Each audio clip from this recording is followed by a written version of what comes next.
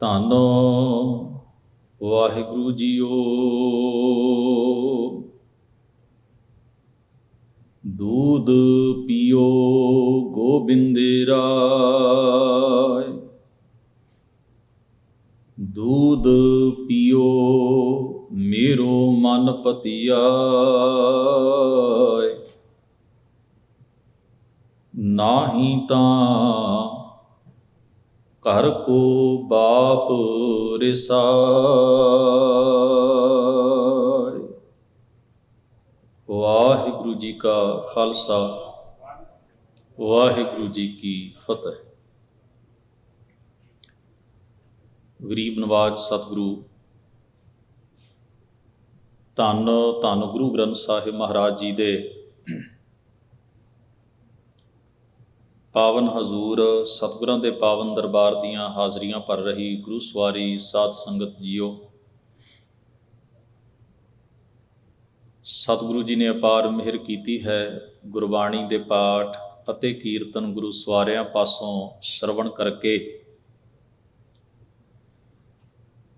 ਆਪ ਜੀ ਆਪਣੇ ਜੀਵਨ ਦੀਆਂ ਇਹਨਾਂ ਘੜੀਆਂ ਨੂੰ ਸਤਿਗੁਰੂ ਦੀ ਬਾਣੀ ਨਾਲ ਜੁੜ ਕੇ ਸਫਲਿਆਂ ਅਤੇ ਸਾਰਥਕ ਬਣਾ ਰਹੇ ਹੋ। ਸਤਿਗੁਰੂ ਦੀਆਂ ਬਖਸ਼ਿਸ਼ਾਂ ਦੇ ਪਾਤਰ ਬਣਨ ਦਾ ਆਪ ਜੀ ਯਤਨ ਕਰ ਰਹੇ ਹੋ। ਕੱਲ੍ਹ ਦੇ ਦੀਵਾਨ ਵਿੱਚ ਭਗਤ ਨਾਮਦੇਵ ਸਾਹਿਬ ਮਹਾਰਾਜ ਦਾ ਉਚਾਰਨ ਕੀਤਾ ਹੋਇਆ ਪਾਵਨ ਸ਼ਬਦ, ਜੋ ਰਾਗ ਭੈਰਵ ਦੇ ਵਿੱਚ ਗੁਰੂ ਗ੍ਰੰਥ ਸਾਹਿਬ ਮਹਾਰਾਜ ਦੇ ਅੰਕ ਨੰਬਰ 1163 ਅਤੇ 64 ਉੱਤੇ ਸੁਭਾਏਮਾਨ ਹੈ, ਉਸ ਸ਼ਬਦ ਦੀ ਵਿਚਾਰ ਆਪਾਂ ਆਰੰਭ ਕੀਤੀ ਸੀ। ਸਮਾਂ ਥੋੜ੍ਹਾ ਜਿਹਾ ਸੰਖੇਪ ਔਰ ਸਤਿਗੁਰੂ ਦੀ ਪਾਵਨ ਬਾਣੀ ਦੇ ਵਿੱਚੋਂ ਇਸ ਸ਼ਬਦ ਦਾ ਜੋ ਆਪਾਂ ਭਾਵ ਸਮਝਣ ਦਾ ਯਤਨ ਕੀਤਾ, ਉਸ ਮੁਤਾਬਕ ਆਪਾਂ ਰਹਾਉ ਦੇ ਬੰਦ ਦੀ ਵਿਚਾਰ ਹੀ ਕੱਲ੍ਹ ਦੇ ਦੀਵਾਨ ਵਿੱਚ ਕਰ ਸਕੇ ਸਾਂ। ਸੋ ਰਹਿੰਦੇ ਸ਼ਬਦ ਦੀ ਵਿਚਾਰ ਅੱਜ ਦੇ ਇਸ ਦੀਵਾਨ ਦੇ ਵਿੱਚ ਨਿਯਤ ਸਮੇਂ ਦੇ ਵਿੱਚ ਆਪਾਂ ਕਰਨ ਦਾ ਯਤਨ ਕਰਾਂਗੇ। ਸੰਖੇਪ ਦੇ ਵਿੱਚ ਥੋੜ੍ਹਾ ਜਿਹਾ ਇਸ ਖਿਆਲ ਨੂੰ ਵਿਚਾਰ ਲਈਏ ਕਿ ਭਗਤ ਸਾਹਿਬਾਨ ਦਾ ਪਰਮੇਸ਼ਰ ਕੋਈ ਸਰੀਰਧਾਰੀ ਨਹੀਂ ਹੈ, ਨਾ ਹੀ ਉਹ ਕਿਸੇ ਅਵਤਾਰਵਾਦ ਵਿੱਚ ਯਕੀਨ ਕਰਦੇ ਹਨ, ਨਾ ਹੀ ਉਹ ਮੂਰਤੀ ਪੂਜਕ ਹਨ, ਨਾ ਹੀ ਉਹ ਪਰਮੇਸ਼ਰ ਨੂੰ ਜੂਨਾਂ ਦੇ ਵਿੱਚ ਆਇਆ ਹੋਇਆ ਮੰਨਦੇ ਹਨ। ਇਹ ਗੱਲ ਤਾਂ ਆਪਾਂ ਉਹਨਾਂ ਦੇ ਸ਼ਬਦਾਂ ਵਿੱਚੋਂ ਪੜ੍ਹਦੇ ਆ ਰਹੇ ਹਾਂ ਲਗਾਤਾਰ। ਭਗਤ ਸਾਹਿਬਾਨ ਨਿਰਗੁਣ ਸਰੂਪ ਅਕਾਲ ਪੁਰਖ ਦੇ ਉਪਾਸ਼ਕ ਹਨ, ਜੋ ਜੋਤ ਰੂਪ ਹੈ, ਸਰਵ ਵਿਆਪਕ ਹੈ, ਹਰ ਇੱਕ ਦੇ ਵਿੱਚ ਸਮਾਇਆ ਹੋਇਆ ਹੈ। ਦੂਜਾ ਖਿਆਲ ਆਪਾਂ ਇਹ ਸਾਂਝਾ ਕੀਤਾ ਸੀ ਕਿ ਉਹ ਪਰਮੇਸ਼ਰ ਜਿਸ ਨੂੰ ਗੁਰਬਾਣੀ ਦੇ ਵਿੱਚ ਜਿਵੇਂ ਗੁਰੂ ਤੇਗ ਬਹਾਦਰ ਸਾਹਿਬ ਜੀ ਨੇ ਫਰਮਾਇਆ ਨਾ ਵੀ ਸਰਬ ਨਿਵਾਸੀ ਸਦਾ ਅਲੇਪਾ। ਅਲੇਪ ਦਾ ਅਰਥ ਹੁੰਦਾ ਹੈ ਜਿਸ ਉੱਤੇ ਪ੍ਰਕਿਰਤਕ ਕੋਈ ਇਫੈਕਟ ਨਹੀਂ ਪੈਂਦਾ, ਪ੍ਰਭਾਵ ਨਹੀਂ ਪੈਂਦਾ। ਇਹਦੇ ਬਾਰੇ ਮੈਂ ਕੱਲ੍ਹ ਦੇ ਦੀਵਾਨ ਵਿੱਚ ਸੰਖੇਪ ਵਿੱਚ ਬੇਨਤੀ ਕੀਤੀ ਸੀ ਕਿ ਸਾਡੇ ਉੱਤੇ ਗਰਮੀ ਦਾ, ਸਰਦੀ ਦਾ, ਧੁੱਪ ਦਾ, ਛਾਂ ਦਾ, ਦੁੱਖ ਦਾ, ਸੁੱਖ ਦਾ, ਹਰ ਚੀਜ਼ ਦਾ ਪ੍ਰਭਾਵ ਪੈਂਦਾ। ਅਸੀਂ ਜੋ ਖਾਂਦੇ ਹਾਂ, ਜੋ ਪਹਿਨਦੇ ਹਾਂ, ਉਹ ਵੀ ਸਾਡੇ 'ਤੇ ਇਫੈਕਟ ਕਰਦਾ ਹੈ ਵੱਖਰੇ ਵੱਖਰੇ ਢੰਗ ਨਾਲ। ਹਰ ਚੀਜ਼ ਦਾ ਰਿਐਕਸ਼ਨ ਹੁੰਦਾ ਹੈ, ਹਰ ਚੀਜ਼ ਦਾ ਅਸੀਂ ਪ੍ਰਭਾਵ ਕਬੂਲਦੇ ਹਾਂ। ਅੱਖਾਂ ਨਾਲ ਵੇਖਦੇ ਹਾਂ, ਕੰਨਾਂ ਨਾਲ ਸੁਣਦੇ ਹਾਂ, ਜਿਤਨੇ ਵੀ ਸਾਡੇ ਗਿਆਨ ਦੇ ਇੰਦਰੇ ਕੰਮ ਕਰਦੇ ਨੇ, ਉਹਦੇ ਵਿੱਚੋਂ ਕੁਝ ਨਾ ਕੁਝ ਮੋੜਵੇਂ ਰੂਪ ਵਿੱਚ ਸਾਡੇ 'ਤੇ ਪ੍ਰਭਾਵ ਜ਼ਰੂਰ ਪੈਂਦਾ। ਤੁਸੀਂ ਇਹ ਨਹੀਂ ਕਹਿ ਸਕਦੇ ਵੀ ਮੈਂ ਆਹ ਗੱਲ ਸੁਣੀ ਅਤੇ ਮੇਰੇ 'ਤੇ ਪ੍ਰਭਾਵ ਨਹੀਂ ਪੈਂਦਾ। ਤੁਹਾਡੇ ਅਚੇਤ ਮਨ ਵਿੱਚ ਉਹ ਚੀਜ਼ ਵਸ ਜਾਂਦੀ ਹੈ। ਤੁਸੀਂ ਜੋ ਮੈਂ ਸੋਚਦੇ ਹੋ, ਜੋ ਵਿਚਾਰਦੇ ਹੋ, ਜੋ ਕਰਦੇ ਹੋ, ਇਸ ਵਾਸਤੇ ਪਰਮੇਸ਼ਰ ਦੀ ਹਸਤੀ ਦੇ ਉੱਤੇ ਕਿਸੇ ਕਿਸਮ ਦਾ ਪ੍ਰਭਾਵ ਨਹੀਂ। ਨਾ ਉਹ ਜਨਮਿਆ ਹੈ, ਨਾ ਉਹ ਮਰੇਗਾ, ਨਾ ਉਹ ਬਚਪਨ ਵਿੱਚ ਆਇਆ, ਨਾ ਉਹ ਜਵਾਨ ਹੋਇਆ, ਨਾ ਉਹ ਬੁੱਢਾ ਹੋਇਆ, ਨਾ ਉਹ ਰੋਗੀ ਹੋਇਆ, ਨਾ ਹੀ ਉਸ ਨੇ ਕੋਈ ਪਦਾਰਥ ਭੋਗ ਕੇ ਉਹਦੇ ਵਿੱਚੋਂ ਕੋਈ ਰੋਗ ਕਮਾਇਆ। ਨਾ ਉਹ ਦੁਖੀ ਹੈ, ਨਾ ਸੁਖੀ ਹੈ, ਨਾ ਉਸ ਦਾ ਕੋਈ ਮਿੱਤਰ ਹੈ, ਨਾ ਉਸ ਦਾ ਕੋਈ ਵੈਰੀ ਹੈ, ਨਾ ਹੀ ਉਸ ਦਾ ਕਿਸੇ ਨਾਲ ਕੰਪੀਟੀਸ਼ਨ ਮੁਕਾਬਲਾ ਹੈ, ਨਾ ਹੀ ਉਹਦਾ ਕੋਈ ਸ਼ਰੀਕ ਹੈ, ਨਾ ਹੀ ਉਸ ਦੀ ਕੋਈ ਨਿੰਦਾ ਕਰ ਸਕਦਾ ਹੈ, ਨਾ ਉਸ ਦੀ ਕੋਈ ਉਸਤਤ ਕਰ ਸਕਦਾ ਹੈ। ਉਸ ਉੱਤੇ ਇਹ ਚੀਜ਼ ਦਾ ਕੋਈ ਪ੍ਰਭਾਵ ਨਹੀਂ। ਹਾਂ, ਅਸੀਂ ਜੀਵ ਉਸ ਪਰਮੇਸ਼ਰ ਦੀ ਸਿਫਤ ਸਲਾਹ ਇਸ ਕਰਕੇ ਨਹੀਂ ਕਰਦੇ ਵੀ ਸਾਡੀ ਸਿਫਤ ਨਾਲ ਉਹ ਵੱਡਾ ਹੋ ਜਾਏਗਾ। ਉਹ ਸਿਫਤ ਅਸੀਂ ਆਪਣੇ ਵਜੂਦ ਨੂੰ ਸਮਰਪਿਤ ਕਰਨ ਵਾਸਤੇ ਕਰਦੇ ਹਾਂ।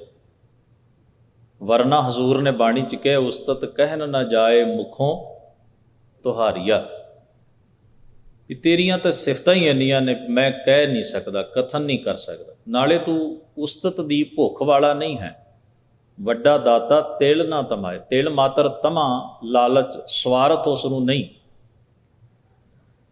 ਇਹਨੂੰ ਐਵੇਂ ਸਮਝੀਏ ਵੀ ਇੱਕ ਫੁੱਲਾਂ ਦਾ ਬਗੀਚਾ ਹੈ, ਫੁਲਵਾੜੀ ਹੈ, ਸੁਗੰਧ ਬਖੇਰ ਰਹੇ ਹਨ ਫੁੱਲ, ਉਹਨਾਂ ਦੇ ਵਿੱਚੋਂ ਸਮੈਲ ਆ ਰਹੀ ਹੈ, ਬੜੀ ਪਿਆਰੀ ਮਹਿਕ ਆ ਰਹੀ ਹੈ। ਜੇ ਤੁਸੀਂ ਉਹਨਾਂ ਫੁੱਲਾਂ ਦੇ ਨੇੜੇ ਨਹੀਂ ਹੋਵੋਗੇ ਤੇ ਇਹਦੇ ਨਾਲ ਉਹਨਾਂ ਨੂੰ ਕੋਈ ਫਰਕ ਨਹੀਂ ਪੈਂਦਾ। ਤੁਸੀਂ ਜਦੋਂ ਉਹਨਾਂ ਦੇ ਨੇੜੇ ਹੁੰਦੇ ਹੋ ਤਾਂ ਤੁਸੀਂ ਉਹਨਾਂ ਦੀ ਖੂਬਸੂਰਤੀ ਨੂੰ ਵੇਖ ਕੇ, ਉਹਨਾਂ ਦੀ ਸੁਗੰਧੀ ਨੂੰ ਮਾਣ ਕੇ ਆਨੰਦਿਤ ਹੁੰਦੇ ਹੋ। ਤੁਹਾਡਾ ਦਿਮਾਗ ਫਰੈਸ਼ ਹੋ ਜਾਂਦਾ ਹੈ, ਤੁਹਾਨੂੰ ਖੁਦ ਨੂੰ ਚੰਗਾ ਫੀਲ ਹੁੰਦਾ ਹੈ। ਤੇ ਅਸੀਂ ਇਸ ਤਰ੍ਹਾਂ ਫੁੱਲ ਦੇ ਨੇੜੇ ਹੋ ਕੇ ਕੋਈ ਅਹਿਸਾਨ ਨਹੀਂ ਕਰਦੇ ਫੁੱਲ ਦੇ ਉੱਤੇ ਵੀ ਜੇ ਅਸੀਂ ਨੇੜੇ ਨਹੀਂ ਹੋਵਾਂਗੇ ਕਿ ਫੁੱਲ ਸੁਗੰਧੀ ਬਖੇਰ ਨੂੰ ਹਟ ਜਾਏਗਾ, ਕਿ ਉਹਦੀ ਸੁੰਦਰਤਾ ਘਟ ਜਾਏਗੀ? ਬਿਲਕੁਲ ਨਹੀਂ ਘਟੇਗੀ। ਉਹ ਆਪਣੀ ਜਗ੍ਹਾ ਤੇ ਪਰਫੈਕਟ ਹੈ। ਉਹਦੀ ਸੁਗੰਧੀ ਵੀ, ਉਹਦਾ ਸੁਹੱਪਣ ਵੀ, ਉਸ ਦੀ ਤਾਜ਼ਗੀ ਵੀ। ਅਸੀਂ ਨੇੜੇ ਹੁੰਦੇ ਹਾਂ ਤਾਂ ਕਿ ਅਸੀਂ ਉਹਦੇ ਕੋਲੋਂ ਕੁਝ ਲੈਣਾ ਚਾਹੁੰਦੇ ਹਾਂ, ਅਸੀਂ ਉਹਦਾ ਸੁਹੱਪਣ ਮੰਨਣਾ ਚਾਹੁੰਦੇ ਹਾਂ, ਅਸੀਂ ਉਹਦੀ ਤਾਜ਼ਗੀ ਦਾ ਅਹਿਸਾਸ ਕਰਨਾ ਚਾਹੁੰਦੇ ਹਾਂ, ਅਸੀਂ ਉਸ ਦੀ ਸੁਗੰਧ ਨੂੰ ਮਹਿਸੂਸ ਕਰਨਾ ਚਾਹੁੰਦੇ ਹਾਂ। ਪਰਮੇਸ਼ਰ ਵਾਹਿਗੁਰੂ ਸਦੀਵ ਕਾਲ ਤਾਜ਼ਾ ਤੇ ਨਵਾਂ ਹੈ। ਉਹ ਪਰਮੇਸ਼ਰੀ ਹਸਤੀ ਸਰਬ ਗੁਣ ਸੰਪੰਨ ਹੈ। ਅਸੀਂ ਜਦੋਂ ਉਸ ਦੀ ਉਸਤਤ, ਵਡਿਆਈ ਤੇ ਸਿਫਤ ਸਲਾਹ ਦੀ ਗੱਲ ਕਰਦੇ ਹਾਂ ਤਾਂ ਅਸੀਂ ਕੋਈ ਅਹਿਸਾਨ ਨਹੀਂ ਕਰਦੇ। ਸਾਡੀ ਸਿਫਤ ਨਾਲ ਉਹ ਵੱਡਾ ਨਹੀਂ ਹੁੰਦਾ, ਨਾ ਆਖਾਂਗੇ ਤੇ ਛੋਟਾ ਨਹੀਂ ਹੋ ਚੱਲਿਆ। ਉਹ ਤਾਂ ਜੋ ਹੈ ਸੋ ਰਹੇਗਾ। ਪਰ ਇਹਨਾਂ ਸਾਰੀਆਂ ਚੀਜ਼ਾਂ ਦਾ ਪ੍ਰਭਾਵ ਸਾਡੀ ਆਪਣੇ ਅੰਤਰ-ਆਤਮੇ ਦੇ ਉੱਤੇ ਪੈਂਦਾ ਹੈ। ਜੇ ਸਭ ਮਿਲ ਕੇ ਆਖਣ ਪਾਹੇ, ਵੱਡਾ ਨਾ ਹੋਵੇ ਘਾਟ ਨਾ ਜਾਏ। ਤੋ ਸਤਿਗੁਰੂ ਮਹਾਰਾਜ ਨੇ ਉਸ ਨੂੰ ਨਿਰਲੇਪ ਕਿਹਾ ਹੈ। ਸਭ ਘਟ ਭੋਗਵੈ, ਸਾਰੇ ਜੀਵਾਂ ਵਿੱਚ ਸਮਾ ਕੇ ਉਹ ਸਾਡੀਆਂ ਅੱਖਾਂ ਰਾਹੀਂ ਜਗਤ ਵੇਖਦਾ ਹੈ, ਸਾਡੇ ਕੰਨਾਂ ਰਾਹੀਂ ਮਾਣਦਾ ਹੈ। ਉਸ ਨੂੰ ਸਪੈਸ਼ਲੀ ਕਿਸੇ ਚੀਜ਼ ਦੀ ਤਲਬ ਨਹੀਂ ਹੁੰਦੀ ਜਿਵੇਂ ਸਾਨੂੰ ਹੁੰਦੀ। ਸਾਨੂੰ ਉਚੇਚੇ ਤੌਰ ਦੇ ਉੱਤੇ ਜਿਵੇਂ ਸਾਡੀ ਸਰੀਰ ਦੀ ਪੁੱਛ ਪ੍ਰਤੀਤ ਹੈ, ਉਚੇਚਾ ਅਸੀਂ ਕੋਈ ਚੀਜ਼ ਚਾਹੁੰਦੇ ਹਾਂ। ਇੱਕ ਚੀਜ਼ ਤੇ ਸਾਡੀ ਜਦੋਂ ਸੁਰ ਤਟਕ ਜਾਂਦੀ ਵੀ ਆਹ ਚੀਜ਼ ਚਾਹੀਦੀ ਹੈ ਪਹਿਨਣ ਲਈ, ਆਹ ਚਾਹੀਦੀ ਹੈ ਖਾਣ ਲਈ, ਆਹ ਚੀਜ਼ ਹੋਵੇ ਮਾਨਣ ਲਈ, ਮੈਂ ਫਿਰ ਖੁਸ਼ ਹੁੰਦਾ। ਅਸੀਂ ਇੱਕ ਚੋਇਸ ਬਣਾ ਕੇ ਚੱਲਦੇ ਹਾਂ। ਪਰਮੇਸ਼ਰ ਵਾਹਿਗੁਰੂ ਤਾਂ ਜੇ ਸਰਬ ਨਿਵਾਸੀ ਹੈ ਤੇ ਅਲੇਪਾ ਵੀ ਹੈ। ਸਭ ਘਟ ਭੋਗਵੈ ਅਲਿਪਤ ਰਹਿ, ਉਹ ਸਭਨਾ ਜੀਆਂ ਵਿੱਚ ਸਮਾ ਕੇ ਹੀ ਕੁਦਰਤ ਨੂੰ ਭੋਗ ਰਿਹਾ, ਮਾਣ ਰਿਹਾ। ਉਸ ਨੂੰ ਚੇਚੇ ਤੌਰ ਦੇ ਉੱਤੇ ਨਾ ਖੀਰ ਖਾਣ ਦੀ ਚਾਹਤ ਹੁੰਦੀ ਹੈ ਤੇ ਨਾ ਕੜਾਹ ਖਾਣ ਦੀ ਚਾਹਤ ਹੁੰਦੀ ਹੈ। ਨਾ ਉਸ ਨੂੰ ਸਾਡੀ ਰੋਟੀ ਚਾਹੀਦੀ ਹੈ, ਨਾ ਉਹਨੂੰ ਸਾਡਾ ਕੇਕ ਚਾਹੀਦਾ। ਇਹ ਤਾਂ ਅਸੀਂ ਕਹਿੰਦੇ ਰੱਬ ਨੂੰ ਅਸੀਂ ਖਵਾ ਰਹੇ, ਰੱਬ ਨੂੰ ਅਸੀਂ ਭੋਗ ਲਾ ਰਹੇ। ਕਿਉਂ? ਜਦੋਂ ਹੈ ਹੀ ਸਭਨਾ ਥਾਵਾਂ ਦੇ ਉੱਤੇ। ਤੋ ਸਤਿਗੁਰੂ ਮਹਾਰਾਜ ਦੇ ਕੁਝ ਸ਼ਬਦ ਜਿਹੜੇ ਸਨ, ਮੈਂ ਕੱਲ੍ਹ ਉਦਾਹਰਣ ਵਾਸਤੇ ਫੋਰ ਐਗਜ਼ਾਮਪਲ ਸਾਂਝੇ ਕੀਤੇ ਸਨ। ਆਪਾਂ ਉਸ ਵਿਸਥਾਰ ਵਿੱਚ ਬਹੁਤਾ ਨਹੀਂ ਪਵਾਂਗੇ। ਬਾਣੀ ਦਾ ਇੱਕ ਵਾਕ ਹੈ, ਸਾਂਝਾ ਕਰਕੇ ਫਿਰ ਆਪਾਂ ਸ਼ਬਦ ਦੇ ਅਰਥਾਂ ਵੱਲ ਪਰਤਾਂਗੇ। ਪੰਚਮ ਪਾਤਸ਼ਾਹ ਧੰਨ ਗੁਰੂ ਅਰਜਨ ਸਾਹਿਬ ਗਰੀਬ ਨਵਾਜ਼ ਫਰਮਾਉਂਦੇ ਹਨ, ਇੱਕ ਇਸਤਰੀ, ਇੱਕ ਸਵਾਣੀ ਰਸੋਈ ਦੇ ਵਿੱਚ ਉਹ ਰਸੋਈ ਨੂੰ ਸਾਫ਼ ਵੀ ਰੱਖਦੀ ਹੈ, ਪਾਕ ਵੀ ਰੱਖਦੀ ਹੈ, ਕਿਉਂਕਿ ਉੱਥੇ ਭੋਜਨ ਤਿਆਰ ਹੋਣਾ ਹੁੰਦਾ ਹੈ। ਬੜੇ ਸਲੀਕੇ ਦੇ ਨਾਲ ਉਹ ਬਰਤਨਾਂ ਤੱਕ ਨੂੰ, ਫਰਸ਼, ਹਰ ਚੀਜ਼ ਨੂੰ ਸਾਫ਼ ਸੁਥਰਾ ਰੱਖ ਕੇ ਤੇ ਆਪਣੇ ਪਤੀ ਵਾਸਤੇ ਜਾਂ ਆਪਣੇ ਪਰਿਵਾਰ ਵਾਸਤੇ ਕਈ ਕਿਸਮਾਂ ਦੇ, ਕਈ ਰਸਾਂ ਦੇ ਪਕਵਾਨ ਤਿਆਰ ਕਰਦੀ ਹੈ। ਉਹ ਪਕਵਾਨ ਤਿਆਰ ਕੀਤੇ ਜਿਨ੍ਹਾਂ ਦੇ ਉੱਤੇ ਉਹਨੇ ਬੜੀ ਕਲਾ ਨਾਲ, ਬੜੀ ਮਿਹਨਤ ਨਾਲ ਉਹ ਪਕਵਾਨ ਤਿਆਰ ਕੀਤੇ। ਉਹ ਜਿਸ ਵੇਲੇ ਉਸ ਦਾ ਪਤੀ ਘਰ ਵਿੱਚ ਆਉਂਦਾ ਹੈ ਜਾਂ ਪਰਿਵਾਰ ਦਾ ਕੋਈ ਹੋਰ ਜੀ ਆਉਂਦਾ ਹੈ ਜਾਂ ਬੱਚੇ ਕਹਿ ਲਓ ਆਉਂਦੇ ਨੇ, ਬਜ਼ੁਰਗ ਆਉਂਦੇ ਨੇ, ਤੇ ਉਹਨਾਂ ਦੇ ਸਾਹਮਣੇ ਉਹ ਪਰੋਸਦੀ ਹੈ।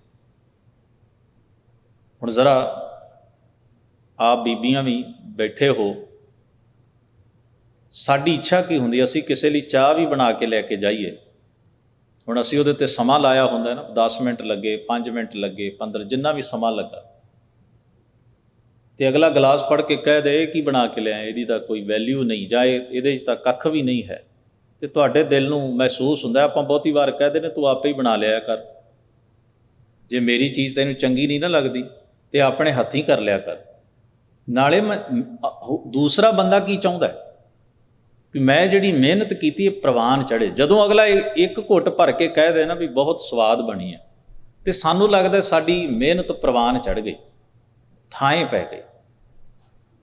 ਹੁਣ ਜ਼ਰਾ ਇੱਥੇ ਸੋਚ ਕੇ ਵੇਖੋ, ਨਿੱਕੀਆਂ ਨਿੱਕੀਆਂ ਗੱਲਾਂ ਹੁੰਦੀਆਂ। ਇਹਦਾ ਮਤਲਬ ਹੈ ਸਾਨੂੰ ਖੁਸ਼ੀ ਕਦੋਂ ਮਿਲਦੀ ਹੈ? ਜਦੋਂ ਸਾਡਾ ਕੀਤਾ ਹੋਇਆ ਕੋਈ ਕੰਮ ਪ੍ਰਵਾਨ ਚੜ੍ਹ ਜਾਂਦਾ, ਸਾਨੂੰ ਲੱਗਦਾ ਵੀ ਸਾਡਾ ਮਕਸਦ ਪੂਰਾ ਹੋ ਗਿਆ, ਸਾਡੀ ਮਿਹਨਤ ਸਫਲ ਹੋ ਗਈ। ਇਸੇ ਤਰ੍ਹਾਂ ਜਦੋਂ ਸੁਆਣੀ ਪਕਵਾਨ ਤਿਆਰ ਕਰਦੀ ਹੈ, ਆਪਣੇ ਪਤੀ ਦੇ ਸਾਹਮਣੇ ਰੱਖਦੀ ਹੈ, ਉਸ ਨੂੰ ਛਕਦਾ ਹੈ, ਉਹਦੀ ਉਮੀਦ ਹੁੰਦੀ ਹੈ ਵੀ ਇਹਨੂੰ ਪ੍ਰਵਾਨ ਕਰੇ ਤੇ ਇਹ ਕਵੇ ਵੀ ਇਹ ਵਧੀਆ ਚੀਜ਼ ਹੈ, ਇਹ ਚੰਗੀ ਚੀਜ਼ ਹੈ। ਉਹਦੀ ਰਸਨਾ ਤੋਂ ਇੱਕ ਵਾਰ ਨਿਕਲਿਆ ਹੋਇਆ ਲਫ਼ਜ਼ ਜਿਹੜਾ ਹੈ, ਕਿੰਨੇ ਸਮੇਂ ਦੀ ਕੀਤੀ ਹੋਈ ਮਿਹਨਤ ਦਾ ਦੁੱਖ ਭੁਲਾ ਦਿੰਦਾ। ਇਹ ਉਦਾਹਰਣ ਮਹਾਰਾਜ ਨੇ ਬਾਣੀ 'ਚ ਦਿੱਤੀ ਹੈ। ਅਨੇਕ ਪ੍ਰਕਾਰ ਭੋਜਨ ਬਹੁ ਕੀਏ, ਕਈ ਪ੍ਰਕਾਰ ਦੇ ਪਕਵਾਨ ਬਣਾਏ, ਬਹੁ ਵਿਅੰਜਨ, ਵਿਅੰਜਨ ਵਿਅੰਜਨ ਨੂੰ ਕਹਿੰਦੇ ਨੇ। ਇਹਦਾ ਮਤਲਬ ਹੁੰਦਾ ਕਈ ਰਸਾਂ ਦੇ। ਆਪਾਂ ਸਾਰੇ ਜਾਣਦੇ ਹਾਂ ਖੱਟ ਰਸ 6 ਰਸ ਮੰਨੇ ਗਏ ਨੇ, ਪਕਵਾਨ ਦੇ 6 ਰਸ ਨੇ ਤੇ ਕਵਿਤਾ ਦੇ 9 ਰਸ ਨੇ। ਉਹਦੇ ਵਿੱਚ ਹੁੰਦੇ ਹਨ ਖੱਟੇ, ਮਿੱਠੇ, ਕਈ ਤਰ੍ਹਾਂ ਦੇ, ਜਿਹੜੇ 6 ਪ੍ਰਕਾਰ ਦੇ ਰਸ ਪਕਵਾਨ ਦੇ ਹਨ, 9 ਪ੍ਰਕਾਰ ਦੇ ਰਸ ਕਵਿਤਾ ਦੇ ਹਨ। 6 ਤਰ੍ਹਾਂ ਦੇ ਰਸ, ਖੱਟ ਰਸ ਮੀਠੇ ਪਾਏ, ਬਾਣੀ ਦੇ ਵਿੱਚ ਸ਼ਬਦ ਆਉਂਦਾ, ਉਹਨੂੰ ਵਿਅੰਜਨ ਕਹਿੰਦੇ ਨੇ। ਵੱਖ-ਵੱਖ ਰਸ, ਵੱਖ-ਵੱਖ ਸਵਾਦ ਦੇਣ ਵਾਲੇ, ਟੇਸਟ ਦੇਣ ਵਾਲੇ ਪਕਵਾਨ ਵੀ ਉਹਨੂੰ ਵਿਅੰਜਨ ਕਹਿੰਦੇ ਨੇ। ਅਨੇਕ ਪ੍ਰਕਾਰ ਭੋਜਨ ਬਹੁ ਕੀਏ, ਬਹੁ ਵਿਅੰਜਨ ਮਿਸਟਾਏ, ਕਰੀ ਪਾਕ ਸਾਲ ਸੋਚ ਪਵਿੱਤਰਾ। ਪਾਕਸ਼ਾਲਾ ਕਹਿੰਦੇ ਹਨ, ਪਾਕਸ਼ਾਲ ਸ਼ਬਦ ਹੈ, ਇਹਦਾ ਮਤਲਬ ਹੈ ਰਸੋਈ, ਜਿੱਥੇ ਸਾਦਗੀ ਨਾਲ, ਜਿੱਥੇ ਸਫਾਈ ਦੇ ਨਾਲ ਭੋਜਨ ਤਿਆਰ ਕੀਤਾ ਜਾਏ। ਸੋਚ ਪਵਿੱਤਰਾ, ਪਵਿੱਤਰ ਕਰਕੇ, ਸੋਚ ਸਾਫ਼ ਕਰਕੇ। ਹੁਣ ਲਾਵੋ ਭੋਗ ਹਰ ਰਾਏ। ਤੇ ਉਹਦੀ ਉਮੀਦ ਕੀ ਹੁੰਦੀ ਵੀ ਇਸੇ ਤਰ੍ਹਾਂ ਗੁਰੂ ਸਾਹਿਬ ਬਾਣੀ 'ਚ ਕਹਿੰਦੇ, ਹੇ ਮੇਰੇ ਮਾਈ ਗੁਰੂ, ਮੇਰਾ ਜਿਹੜਾ ਹਿਰਦਾ ਹੈ ਨਾ, ਹਿਰਦਾ ਇਹ ਰਸੋਈ ਹੈ। ਉੱਥੇ ਤੁਸੀਂ ਅਰਥ ਪੜ੍ਹ ਕੇ ਵੇਖੋ। ਮੁਆਫ ਕਰਨਾ ਹੋ ਸਕਦਾ ਕਿਸੇ ਨੂੰ ਚੰਗੀ ਨਾ ਲੱਗੇ, ਅਸੀਂ ਇਹ ਕੜਾਹ ਲਈ ਪੜ੍ਹੀ ਜਾਂਦੇ ਹਾਂ, ਲਾਵੋ ਭੋਗ ਹਰ ਰਾਏ। ਹੁਣ ਸਾਨੂੰ ਕੋਈ ਕਹਿ ਸਕਦਾ ਹੈ ਕਿ ਗੁਰੂ ਸਾਹਿਬ ਨੂੰ ਕਿਸੇ ਜਗ੍ਹਾ ਤੇ ਬੈਠੇ ਭਗਵਾਨ ਨੂੰ ਖੀਰ ਜ਼ਿਆਦਾ ਪਸੰਦ ਹੈ, ਕਿਸੇ ਜਗ੍ਹਾ ਮਾਜਰਾ ਕੀ ਹੈ, ਰੱਬ ਤਾਂ ਇੱਕ ਹੀ ਹੈ। ਕਿਤੇ ਉਹਨੂੰ ਖੀਰ ਪਸੰਦ ਆਉਂਦੀ, ਜੋ ਪੁਜਾਰੀ ਨੂੰ ਪਸੰਦ ਆਉਂਦਾ ਹੈ ਉਹ ਭਗਵਾਨ ਨੂੰ ਪਸੰਦ ਆਉਂਦਾ, ਚੇਤੇ 'ਚ ਰੱਖਿਓ। ਹੁਣ ਖੀਰ ਮੈਂ ਖਾਣੀ ਹੋਵੇ ਤੇ ਮੈਂ ਕਹਾਂਗਾ ਗੁਰੂ ਸਾਹਿਬ ਲਈ ਬੁੱਧਵਾਰ, ਐਤਵਾਰ, ਸ਼ਨੀਚਰਵਾਰ, ਸ਼ੁੱਕਰਵਾਰ ਤੁਸੀਂ ਆਹ ਪਕਵਾਨ ਲਿਆਇਆ ਕਰੋ, ਮਹਾਰਾਜ ਨੂੰ ਭੋਗ ਇਹਦਾ ਲੱਗਣਾ ਚਾਹੀਦਾ, ਖਾਣਾ ਮੈਂ ਹੈ ਤੇ ਨਾ ਭਗਵਾਨ ਦਾ ਹੈ। ਸਾਰੇ ਇਹੀ ਸਿਸਟਮ ਚੱਲ ਰਿਹਾ। ਜਿਵੇਂ ਭਗਤ ਕਬੀਰ ਸਾਹਿਬ ਜੀ ਨੇ ਕਿਹਾ ਨਾ, ਜੀ ਵਧੋ ਸੋ ਧਰਮ ਕਰ ਥਾਪੋ, ਅਧਰਮ ਕਹੋ ਕਤ ਭਾਈ, ਆਪਸ ਕੋ ਮੁਨਿਵਰ ਕਰ ਥਾਪੋ, ਕਾਕੋ ਕਹੋ ਕਸਾਈ। ਮਾਸ ਖਾਣਾ ਸੀ ਪੁਜਾਰੀ ਨੇ, ਉਹਨੇ ਕਿਹਾ ਭਗਵਾਨ ਨੇ ਖਾਣਾ। ਬੇਈਮਾਨੀ ਇਹ ਹੈ, ਦੁਨੀਆ 'ਚ ਬੜੇ ਲੋਕ ਖਾਂਦੇ ਹੋਣਗੇ, ਤੂੰ ਸਿੱਧਾ ਕਹਿ ਵੀ ਮੈਂ ਖਾਣਾ, ਤੂੰ ਕਹਿੰਦਾ ਭਗਵਾਨ ਨੂੰ ਕੁਰਬਾਨੀ ਚਾਹੀਦੀ ਹੈ। ਕਾਹਦੀ ਚਾਹੀਦੀ ਉਹਨੂੰ? ਫਿਰ ਬੱਕਰੇ ਦੀ ਦੇ ਦਿਓ, ਮੁਰਗੇ ਦੀ, ਜਿਹੜੀ ਚੀਜ਼ ਅਵੇਲੇਬਲ ਉਹਨੇ ਕਹਿਣਾ, ਜਿਹਨੂੰ ਜਿਹੜੀ ਉਹਦਾ ਆਪਣੀ ਜ਼ਬਾਨ ਲਲਚਾ ਰਹੀ ਉਹਨੇ ਕਹਿਣਾ ਭਗਵਾਨ ਨੂੰ ਭੇਟਾ ਕਰ ਦਿਓ। ਹਜ਼ੂਰ ਕਹਿੰਦੇ ਨੇ ਜੇ ਵੈਸੇ ਤੇ ਕਿਸੇ ਦੇ ਕੱਪੜਿਆਂ ਤੇ ਲਹੂ ਦੇ ਛਿੱਟੇ ਪਏ ਹੋਣ, ਤੁਸੀਂ ਉਹਨੂੰ ਨਮਾਜ਼ ਵਿੱਚ ਬਹਿਣ ਨਹੀਂ ਦਿਓਗੇ। ਆਪਾਂ ਵੀ ਇੱਥੇ ਨਹੀਂ ਬਹਿਣ ਦਿਆਂਗੇ। ਆਪਾਂ ਕਹਾਂਗੇ ਭਾਈ ਸਾਹਿਬ ਕੱਪੜੇ ਧੋ ਆਓ। ਉਹ ਗੁਟਕਾ ਫੜ ਲਏ ਤੇ ਸਾਨੂੰ ਹੱਥਾਂ ਪੈਰਾਂ ਦੀ ਪੈ ਜਾਣੀ ਵੀ ਇਹ ਖੂਨ ਨਾਲ ਲਿਬੜੇ ਕੱਪੜੇ, ਗੁਟਕਾ ਸਭ ਫੜ ਕੇ ਬਹਿ ਗਏ। ਇਹ ਧਰਮ ਗ੍ਰੰਥ ਪੜ੍ਹਨ ਲੱਗ ਪਿਆ। ਅਸੀਂ ਉਹਨੂੰ ਅਲਾਓ ਨਹੀਂ ਨਾ ਕਰਾਂਗੇ। ਸਾਡੇ ਪ੍ਰੋਟੋਕਾਲ ਹੁੰਦੇ ਨੇ, ਮਸਜਿਦ ਦੇ ਨੇ, ਮੰਦਿਰ ਦੇ ਨੇ, ਗੁਰਦੁਆਰੇ ਦੇ ਨੇ, ਗਿਰਜੇ ਦੇ ਨੇ, ਵਗੈਰਾ ਵਗੈਰਾ। ਪਰ ਹੁਣ ਕਮਾਲ ਹੈ ਵੀ ਜੇ ਮਰਿਆਦਾ ਦੇ ਨਾਂ 'ਤੇ ਇੱਥੇ ਲਿਆ ਕੇ ਬੱਕਰਾ ਝਟਕਾ ਦਿੱਤਾ ਜਾਏ, ਊਠ ਝਟਕਾ ਦਿੱਤਾ ਜਾਏ, ਕਹਿ ਕੇ ਵੀ ਇਹ ਮਰਿਆਦਾ ਹੈ, ਤੇ ਸਾਰੇ ਅਸੈਪਟ ਕਰ ਲੈਣਗੇ। ਅੱਛਾ, ਜਿਹੜਾ ਬਾਹਰ ਝਟਕਾਈ ਹੈ ਉਹ ਤੇ ਕਸਾਈ ਹੈ, ਤੇ ਅਸੀਂ ਕੀ ਹੋਏ? ਜਿਹੜੇ ਅਸੀਂ ਮਰਿਆਦਾ ਦੇ ਨਾਂ 'ਤੇ ਕਰਦੇ ਹਾਂ ਕੰਮ, ਤੇ ਅਸੀਂ ਵੀ ਕਸਾਈਆਂ ਵਾਲਾ ਹੀ ਕਰਦੇ ਹਾਂ, ਪਰ ਸਾਡਾ ਮਰਿਆਦਾ ਦੇ ਟੈਗ ਥੱਲੇ ਢੱਕਿਆ ਗਿਆ। ਉਹ ਵਿਚਾਰਾ ਸਿੱਧਮ ਸਿੱਧਾ ਕਹਿੰਦਾ ਭਾਈ ਮੇਰੀ ਕਿਰਤ ਹੈ, ਮੈਂ ਤਾਂ ਮਾਸ ਵੇਚ ਕੇ ਰੋਟੀ ਖਾਣੀ ਹੈ। ਕਿੱਡੇ ਉੱਚੇ ਵਾਕ ਨੇ ਭਗਤ ਕਬੀਰ ਸਾਹਿਬ ਦੇ, ਜੀ ਵਧੋ, ਜੀ ਵੜਦੇ ਹੋ ਸੋ ਧਰਮ ਕਰ ਥਾਪੋ, ਪਰ ਉਹਨੂੰ ਧਰਮ ਦਾ ਲੇਬਲ ਲਾ ਦਿੰਦੇ ਹੋ, ਉਹ ਢੱਕਿਆ ਜਾਂਦਾ ਹੈ। ਅਧਰਮ ਕਹੋ ਕਿਸ ਭਾਈ, ਫਿਰ ਤੁਸੀਂ ਦੂਜੇ ਨੂੰ ਅਧਰਮੀ ਕਿਉਂ ਕਹਿੰਦੇ ਹੋ? ਜਿਹੜਾ ਬਾਹਰ ਖੋਖੇ ਤੇ ਦੁਕਾਨ ਤੇ ਮੀਟ ਵੇਚ, ਉਹਦੇ ਨਾਲ ਫਿਰ ਨਫ਼ਰਤ ਕਿਉਂ? ਆਪਣੀ ਤੁਹਾਡੀ ਮਰਿਆਦਾ ਹੈ ਤੇ ਦੂਜੇ ਦਾ ਪਾਪ ਹੈ। ਆਪਸ ਕੋ ਮੁਨਵਰ ਕਰ ਥਾਪੋ, ਤੁਸੀਂ ਉਹ ਕੰਮ ਤੁਸੀਂ ਕਰਕੇ ਤੇ ਤੁਸੀਂ ਮੁਨਿਵਰ, ਉੱਚੇ ਧਾਰਮਿਕ ਆਦਮੀ ਹੋ ਗਏ, ਮਰਿਆਦਾ ਵਾਲੇ ਹੋ ਗਏ। ਕਾਕੋ ਕਹੋ ਕਸਾਈ, ਕਸਾਈ ਕਿਹਨੂੰ ਕਿਹਾ ਜਾਏ? ਫਿਰ ਦੂਜਿਆਂ ਨੂੰ ਕਿਉਂ ਭੰਡਦੇ ਹੋ? ਜਦੋਂ ਐਕਸੈਪਟ ਕਰੋ ਨਾ। ਫਰਕ ਇਹ ਹੈ, ਅਸੀਂ ਭਗਵਾਨ ਦੇ ਨਾਂ 'ਤੇ ਕਰਦੇ ਹਾਂ, ਸਾਡੀ ਭਾਵਨਾ ਜਿਹੜੀ ਹੈ ਨਾ ਉਹ ਨਜ਼ਰ ਨਹੀਂ ਆਉਂਦੀ, ਸਾਡਾ ਕਰਮ ਜਿਹੜਾ ਉਹ ਢੱਕਿਆ ਜਾਂਦਾ, ਬਹੁ ਗਿਣਤੀ ਉਹਦੇ ਨਾਲ ਸਹਿਮਤ ਹੋ ਜਾਂਦੀ ਹੈ। ਇੱਕ ਹੋਰ ਵਾਕ ਗਰੀਬ ਨਵਾਜ਼ ਦੀ ਬਾਣੀ ਦੇ ਵਿੱਚ ਹੈ, ਜਿੱਥੇ ਸਤਿਗੁਰੂ ਮਹਾਰਾਜ ਨੇ ਭਾਤ ਪਹਿ ਤੇ ਅਰ ਲਾਪਸੀ ਕਰ ਕਰਾ ਕਾ ਸਾਰ, ਭੋਗਨ ਹਾਰੈ ਭੋਗਿਆ ਇਸ ਮੂਰਤ ਕੇ ਮੁਖ ਛਾਰ। ਇੱਕ ਮੰਦਰ ਦੇ ਵਿੱਚ ਨਾ ਪੁਜਾਰੀ, ਉਹਨੂੰ ਨੈਵੇਦ ਕਰਨਾ ਕਹਿੰਦੇ ਨੇ। ਠਾਕੁਰ ਕਹੋ ਨੈਵੇਦ ਕਰੋ ਸ਼ਬਦ ਆਉਂਦਾ ਹੈ, ਭਗਤ ਨਾਮਦੇਵ ਸਾਹਿਬ ਦਾ ਹੀ ਆਪਾਂ ਸ਼ਬਦ ਵਿਚਾਰਿਆ। ਉਹ ਨੈਵੇਦ ਖੀਰ ਆਦਿਕ ਹੋਰ ਪਕਵਾਨ ਲਿਆ ਕੇ, ਜੋ ਵੀ ਜਿਸ ਤਰ੍ਹਾਂ ਵੀ ਹੋਵੇ, ਉਹਨੂੰ ਭੋਗ ਲਵਾਉਂਦੇ।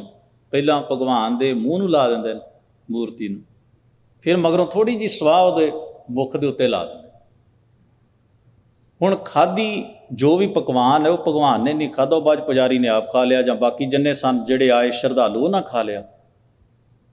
ਹੁਣ ਇਹ ਭਗਤ ਜੀ ਦਾ ਜਿਗਰ ਹੈ ਵੀ ਉਹ ਇਹ ਗੱਲ ਕਹਿ ਸਕਦੇ ਨੇ, ਤੇ ਉਹਨਾਂ ਕਹੀ ਹੈ, ਭਾਤ ਪਹਿ ਤੇ ਅਰ ਲਾਪਸੀ ਕਰ ਕਰਾ ਕਾ ਸਾਰ, ਭੋਗਨ ਹਾਰੈ ਭੋਗਿਆ ਇਸ ਮੂਰਤ ਕੇ ਮੁਖ। ਇਹਦੇ ਪੱਲੇ ਤਾਂ ਸਵਾਹ ਹੀ ਪਈ ਨਾ, ਇਹਦੇ ਮੂੰਹ ਨੂੰ ਤੁਸੀਂ ਅਖੀਰ ਤੇ ਸਵਾਹ ਲਾ ਦਿੱਤੀ, ਕਿੰਨਾ ਚਿਰ ਉਹ ਮੂੰਹ ਲਿਬੜਿਆ ਰਿਹਾ। ਭੋਗਣ ਵਾਲੇ ਭੋਗ, ਖਾਣ ਵਾਲਿਆਂ ਨੇ ਜਿੰਨਾ ਖਾਣਾ ਸੀ ਉਹਨਾਂ ਖਾ ਲਿਆ। ਇਹਦਾ ਭਾਵ ਇਹ ਹੈ ਵੀ ਭਗਤ ਜੀ ਇਹ ਕਹਿ ਰਹੇ ਨੇ, ਜਾਂ ਗੁਰਬਾਣੀ ਦਾ ਸਿਧਾਂਤ ਮਤ ਇਹ ਹੈ ਵੀ ਹੇ ਭਾਈ, ਪਰਮੇਸ਼ਰ ਵਾਹਿਗੁਰੂ ਕਿਸੇ ਖਾਸ ਚੀਜ਼ ਦਾ ਤਲਬਗਾਰ ਜਾਂ ਇੱਛਕ ਜਾਂ ਲੋੜਵੰਦ ਨਹੀਂ, ਉਹ ਤਾਂ ਸਭ ਘਟ ਵਾਸੀ ਹੈ। ਉਹਨੂੰ ਕਿਸੇ ਖਾਸ ਚੀਜ਼ ਦੀ ਖਾਣ ਦੀ ਹਾਜਤ, ਜ਼ਰੂਰਤ ਪੈਦਾ ਨਹੀਂ ਹੁੰਦੀ। ਇਸ ਲਈ ਆਪਾਂ ਜਿਹੜੀ ਪੰਕਤੀ ਵਿਚਾਰ ਰਹੇ ਉਹਦਾ ਭਾਵ ਕੀ ਹੈ?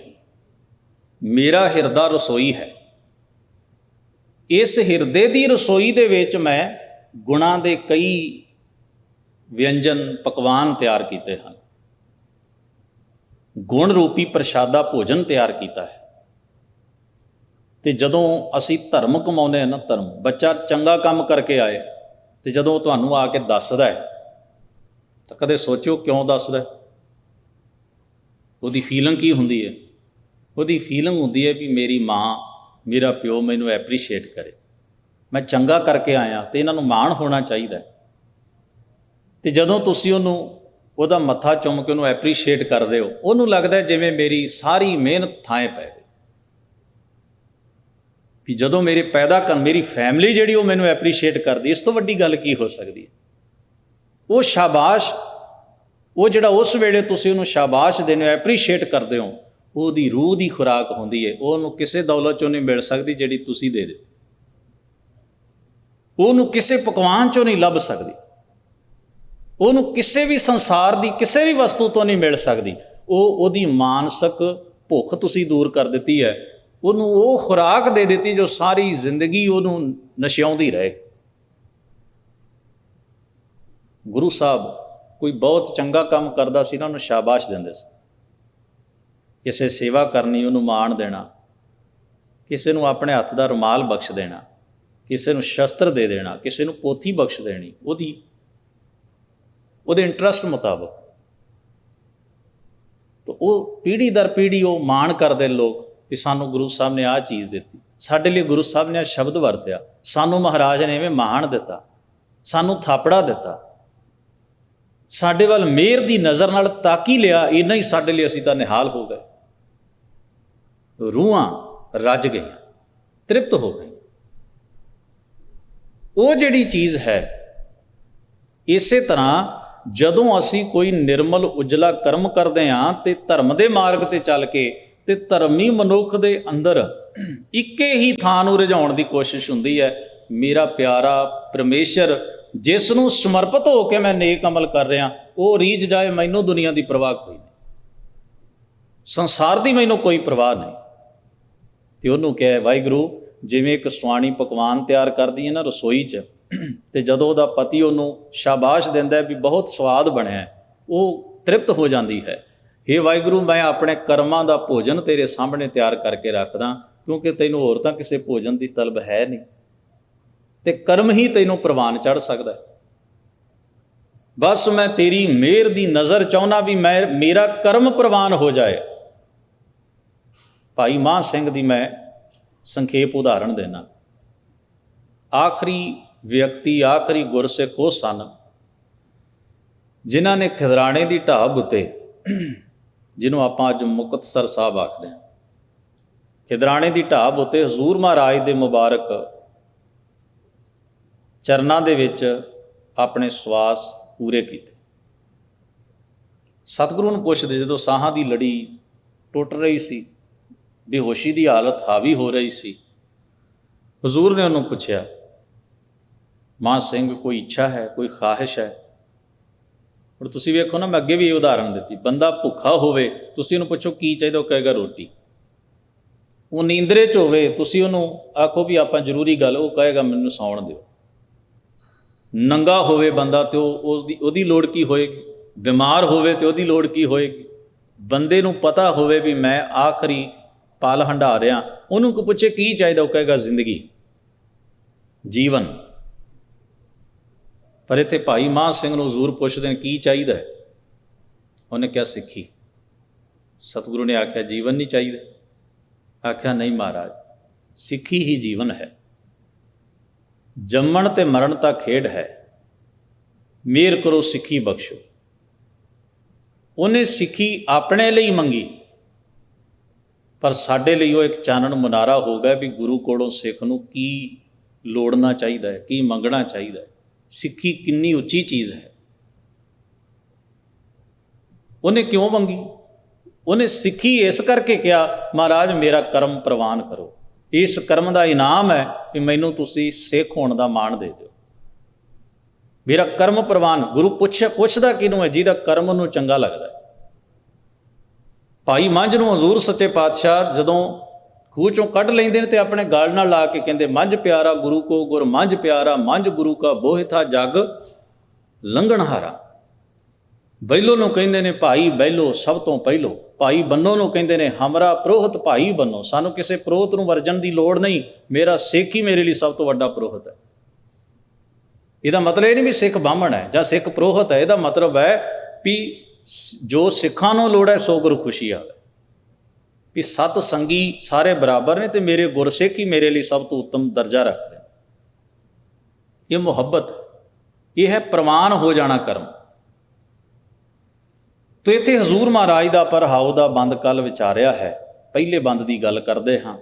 ਦੂਧ ਕਟੋਰੈ ਗੜਵੈ ਪਾਣੀ, ਕਪਲ ਗਾਏ ਨਾਮੈ ਦੋ ਆਨੀ। ਮੈਂ ਬੇਨਤੀ ਕੀਤੀ ਸੀ ਸਾਊਥ ਇੰਡੀਆ ਦੇ ਵਿੱਚ ਦੱਖਣ ਭਾਰਤ ਦੇ ਵਿੱਚ ਗਾਂ ਦੀ ਇੱਕ ਬਰੀਡ ਹੈ, ਨਸਲ ਹੈ, ਉਹਨੂੰ ਕਪਲਾ ਗਊ ਜਾਂ ਕਪਿਲ ਗਊ ਕਹਿੰਦੇ। ਉਹਦਾ ਪੁਰਾਣਾ ਅਤੇ ਧਰਮ ਗ੍ਰੰਥਾਂ ਵਿੱਚ ਬੜੇ ਰਿਸ਼ੀਆਂ ਦੇ ਜ਼ਬਾਨ ਤੋਂ, ਦੇਵਤਿਆਂ ਦੀ ਜ਼ਬਾਨ ਤੋਂ ਬੜੀ ਸਰਾਹਨਾ ਕਰਵਾਈ ਗਈ ਅਤੇ ਉਹਦਾ ਇੱਕ ਖਾਸ ਰੁਤਬਾ ਮੰਨਿਆ ਜਾਂਦਾ। ਕਿਹਾ ਜਾਂਦਾ ਵੀ ਇਹਨੂੰ ਦੇਵਤਿਆਂ ਨੇ ਵੀ ਸਤਿਕਾਰਿਆ, ਰਿਸ਼ੀਆਂ ਨੇ ਵੀ ਇਹਨੂੰ ਪਾਲਿਆ ਅਤੇ ਸਤਿਕਾਰਿਆ, ਔਰ ਇਹ ਜਿਸ ਘਰ 'ਚ ਉੱਥੇ ਬਰਕਤ ਰਹਿੰਦੀ ਹੈ। ਕਪਿਲਾ ਗਊ। ਭਗਤ ਜੀ ਨੇ ਇੱਥੇ ਗਊ ਸੁਰਤ ਨੂੰ ਕਿਹਾ ਹੈ। ਸੁਰਤ ਨੂੰ ਦੋਹਣ ਦਾ ਮਤਲਬ ਹੁੰਦਾ ਹੈ ਦੋਹਣਾ, ਗਾਂ ਨੂੰ ਚੋਣਾ, ਪ੍ਰਗਟ ਕਰਨਾ, ਦੁੱਧ ਥਣ ਦੇ ਵਿੱਚੋਂ ਕੱਢਣਾ, ਦੁੱਧ ਨੂੰ ਪ੍ਰਗਟ ਕਰਨਾ।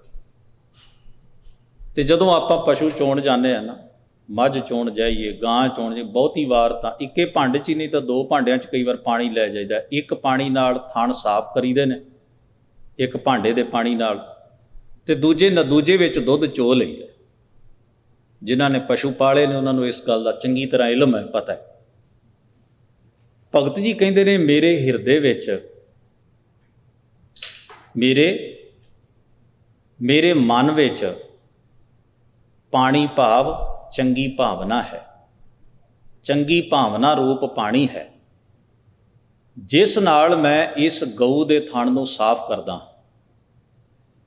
ਤੇ ਕਟੋਰੇ ਦੇ ਵਿੱਚ, ਹਿਰਦੇ ਦੇ ਵਿੱਚ ਮੈਂ ਦੁੱਧ ਚੋ ਲੈਂਦਾ ਹਾਂ। ਹੁਣ ਇੱਥੇ ਦੁੱਧ ਕੀ ਹੈ? ਕਰਮ। ਪਾਣੀ ਕੀ ਹੈ? ਚੰਗੀ ਭਾਵਨਾ। ਤੇ ਗਊ ਕੀ ਹੈ? ਸੁਰਤ। ਚੰਗੀ ਭਾਵਨਾ ਨਾਲ ਮੈਂ ਸੁਰਤ ਰੂਪੀ ਗਊ ਦੇ ਥਣਾਂ ਵਿੱਚੋਂ ਚੰਗੇ ਕਰਮ ਦਾ ਦੁੱਧ ਪ੍ਰਗਟ ਕਰ ਲੈਂਦਾ। ਫਿਰ ਧਿਆਨ ਦੇਣਾ, ਚੰਗੀ ਭਾਵਨਾ, ਕਿਉਂਕਿ ਚੰਗੀ ਭਾਵਨਾ ਤੋਂ ਬਿਨਾਂ, ਮੈਂ ਕੱਲ੍ਹ ਬੇਨਤੀ ਕਰ ਦਿੱਤੀ ਸੀ ਇਹ ਵੀ ਨਿਰਮਲ ਕਰਮ ਦਾ ਅਰਥ ਕੀ ਹੈ। ਪਵਿੱਤਰ ਕਰਮ ਉਹ ਕਰਮ ਹੈ ਜਿਹੜਾ ਭਾਵਨਾ ਵੀ ਚੰਗੀ ਰੱਖੇ ਤੇ ਕਰਮ ਵੀ ਭਲੇ ਵਾਲਾ ਹੋਵੇ। ਇਹਦੀ ਵੀ ਮੈਲੀ ਭਾਵਨਾ ਹੈ ਤੇ ਤੁਸੀਂ ਵਿਖਾਵੇ ਲਈ ਚੰਗੇ ਕੰਮ, ਇਹ ਤਾਂ ਨਾਟਕ ਅਸੀਂ ਸਾਰੇ ਹੀ ਕਰਦੇ ਹਾਂ। ਤੇ ਮੈਂ ਕੱਲ੍ਹ ਬੇਨਤੀ ਕੀਤੀ ਸੀ ਵੀ ਸਭ ਸਕ੍ਰਿਪਟਡ ਹੁੰਦਾ। ਨਿਉਣਾ, ਹੱਸਣਾ, ਰੋਣਾ, ਵਡਿਆਈ ਕਰਨੀ, ਮਾਣ ਕਰਨਾ ਦੂਜੇ ਦਾ, ਝੁਕ ਜਾਣ, ਇਹ ਸਭ ਸਾਡਾ ਸਕ੍ਰਿਪਟਡ ਹੈ, ਨਾਟਕਕਾਰ ਹਾਂ ਅਸੀਂ। ਜੇ ਸਾਡੇ ਅੰਦਰ ਭਾਵਨਾ ਵੀ ਉਹੋ ਜਿਹੀ ਨਹੀਂ ਜੋ ਅਸੀਂ ਕੰਮ ਕਰ ਰਹੇ ਹਾਂ।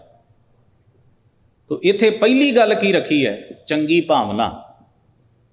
ਚੰਗੀ ਭਾਵਨਾ ਦੇ ਨਾਲ ਸੁਰਤ ਜਦੋਂ ਚੰਗੀ ਭਾਵਨਾ ਨਾਲ ਉਜਲੀ ਹੋ ਜਾਂਦੀ ਹੈ, ਸਾਫ਼ ਹੋ ਜਾਂਦੀ ਹੈ, ਅੰਦਰ ਦੀ ਮੈਲ ਸੁਰਤ ਤੋਂ ਲਹਿ ਜਾਂਦੀ ਹੈ, ਜੰਜਾਲ ਲੈ ਜਾਂਦੇ ਹਨ, ਫਿਰ ਉਹਦੇ ਚੋਂ ਨਿਰਮਲ ਕਰਮ ਰੂਪੀ ਦੁੱਧ ਚੋਇਆ ਜਾਂਦਾ ਹਿਰਦੇ ਦੇ ਵਿੱਚ। ਜਦੋਂ ਉਹ ਨਿਰਮਲ ਕਰਮ ਜਿਹੜਾ ਹੈ ਉਹਦੀ ਭੇਟਾ ਤੁਸੀਂ ਵਾਹਿਗੁਰੂ ਅਕਾਲ ਪੁਰਖ ਦੇ ਸਾਹਮਣੇ ਰੱਖਦੇ ਹੋ, ਤਾਂ ਫਿਰ ਇਹ ਬੇਨਤੀ ਕਰਦੇ ਹੋ, ਦੂਧ ਪੀਓ ਗੋਬਿੰਦੇ ਰਾਏ, ਦੂਧ ਪੀਓ ਮੇਰੋ ਮਨ ਪਤੀ ਆਏ, ਨਾ ਹੀ ਤਾਂ ਘਰ ਕੋ ਬਾਪ ਰਿਸਾਏ। ਨਹੀਂ ਤਾਂ ਮੇਰਾ ਹਿਰਦਾ ਦੁਖੀ ਹੋਵੇਗਾ, ਮੇਰਾ ਆਤਮਾ ਦੁੱਖ ਭੋਗਦਾ ਰਹੇਗਾ ਵਿਸ਼ੇ ਵਿਕਾਰਾਂ ਤੇ ਮੰਦੇ ਕਰਮਾਂ ਦੇ, ਜੇ ਮੇਰੀ ਇਹ ਭੇਟਾ, ਮੇਰਾ ਇਹ ਕਰਮ ਦੁੱਧ ਤੁਹਾਡੋਂ ਪ੍ਰਵਾਨ ਨਾ ਚੜਿਆ। ਦੂਧ ਕਰਮ ਸੰਤੋਖ ਘੀਓ ਕਰ, ਐਸਾ ਮੰਗੋ ਦਾਨ। ਅੱਗੇ ਜਾ ਕੇ ਹਜ਼ੂਰ ਕਹਿੰਦੇ ਹਨ, ਸੋਇਨ ਕਟੋਰੀ ਅੰਮ੍ਰਿਤ ਭਰੀ।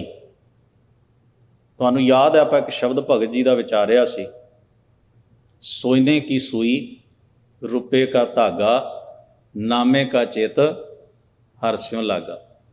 ਆਪਾਂ ਸਾਰੇ ਪਿੰਡਾਂ 'ਚੋਂ ਆਏ ਹਾਂ, ਕੋਈ ਸ਼ਹਿਰਾਂ 'ਚੋਂ ਵੀ ਆਏ ਹੋ। ਸ਼ਹਿਰਾਂ 'ਚ ਵੀ ਤੁਸੀਂ ਇਹੋ ਜਿਹਾ ਦਰਜੀ ਵੇਖਿਆ ਜਿਹਦੇ ਕੋਲ ਸੋਨੇ ਦੀ ਸੂਈ ਹੋਵੇ ਤੇ ਚਾਂਦੀ ਦਾ ਧਾਗਾ ਹੋਵੇ ਤੇ ਤੁਹਾਨੂੰ ਕੱਪੜੇ ਸੀ ਕੇ ਦੇ,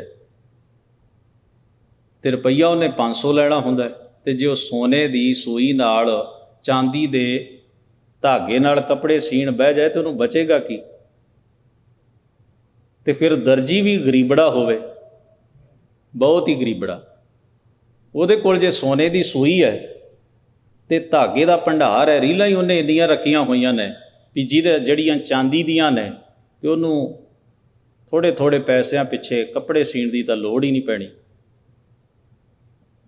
ਤੇ ਉੱਥੇ ਆਪਾਂ ਇਹ ਅਰਥ ਵਿਚਾਰੇ ਸੀ ਵੀ ਭਗਤ ਜੀ ਨੇ ਜੇ ਸੋਨੇ ਕੀ ਸੂਈ ਤੇ ਰੁਪਏ ਕਾ ਧਾਗਾ ਲਿਖਿਆ ਹੈ, ਤੇ ਕਿਸੇ ਨੇ ਸਾਖੀ ਪਤਾ ਨਹੀਂ ਜੋੜਨੋਂ ਕਿਉਂ ਰਹਿਣ ਦਿੱਤੀ ਹੈ ਵੀ ਭਗਤ ਜੀ ਦੇ ਕੋਲ ਸੋਨੇ ਦੀ ਸੂਈ ਸੀ ਤੇ ਰੁਪਏ ਦਾ ਧਾਗਾ ਸੀ, ਤੇ ਉਹ ਰੱਬ ਨੂੰ ਕੁੜਤਾ ਪਜਾਮਾ ਸੀ ਕੇ ਦਿੰਦੇ ਸਨ। ਉਹ ਭੁੱਲ ਗਏ ਸਾਖੀ ਲਿਖਣ ਵਾਲੇ। ਇੱਥੇ ਉਹਨਾਂ ਦਾ ਸ਼ਬਦ ਹੀ ਸਾਹਮਣੇ ਸੀ, ਇੱਥੇ ਉਹਨਾਂ ਜੋੜ ਲਈ, ਉੱਥੇ ਜੋੜਨੋਂ ਰਹਿ ਗਈ, ਤੇ ਸਾਖੀ ਪਰਮ ਸੱਚ ਹੋ ਗਈ ਜਿਹੜੀ ਸਧਾਰਨ ਬੰਦੇ ਦੀ ਲਿਖੀ ਸੀ। ਜਿਹੜੀ ਉਹਨਾਂ ਦੀ ਆਪਣੀ ਬਾਣੀ ਸੀ ਉਹ ਦੂਜੇ ਨੰਬਰ ਤੇ ਚਲੀ ਗਈ। ਆਮ ਸਧਾਰਨ ਲੇਖਕਾਂ ਦੀਆਂ ਕਹਾਣੀਆਂ ਵੱਡੀਆਂ ਹੋ ਗਈਆਂ ਤੇ ਲੋਕ ਜਾਣੇ ਗੀਤ ਹੈ ਤੋਂ ਬ੍ਰਹਮ ਵਿਚਾਰ ਦਾ ਉਪਦੇਸ਼ ਦੇਣ ਵਾਲੇ ਮਹਾਨ ਸਤਿਪੁਰਖਾਂ ਦੀ ਬਾਣੀ ਨੂੰ ਅਸੀਂ ਅਣਗੌਲਿਆਂ ਰੱਖ ਲਿਆ। ਉਹਦੇ ਵਿੱਚੋਂ ਵਿਚਾਰਨ ਦੀ ਕੋਸ਼ਿਸ਼ ਹੀ ਨਹੀਂ ਕੀਤੀ ਵੀ ਉਹ ਕੀ ਕਹਿਣਾ ਲੋਚਦੇ ਨੇ। ਇਹਦੇ ਚੋਂ ਸਾਨੂੰ ਸੁਨੇਹਾ ਕੀ ਮਿਲਿਆ? ਤੋ ਇਸ ਵਾਸਤੇ ਇੱਥੇ ਕੀ ਫਰਮਾਇਆ?